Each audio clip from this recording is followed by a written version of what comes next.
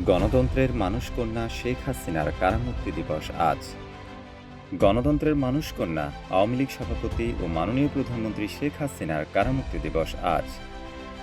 দীর্ঘ ১১ মাস কারাভোগের পর ২০০৮ সালের ১১ই জুন সংসদ ভবন চত্বরে স্থাপিত বিশেষ কারাগার থেকে মুক্তি পান তিনি।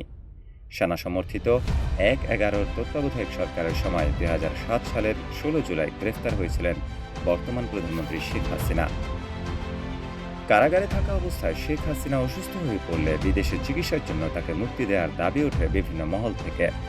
আওয়ামী লীগ সহ অন্যান্য অঙ্গ ও সহযোগী সংগঠনের ক্রমাগত চাপ, আপোষহীন মনোভাব ও অনড় দাবির মুখে তৎকালীন তত্ত্বাবধায়ক সরকার শেখ হাসিনাকে মুক্তি দিতে বাধ্য হয়। মুক্তি পেয়েই চিকিৎসার উদ্দেশ্যে যুক্তরাষ্ট্রে যান তিনি। সেখানে চিকিৎসাধীন অবস্থায় তার অস্থায়ী জামিনের মেয়াদ কয়েক দফা বাড়ানো হয়।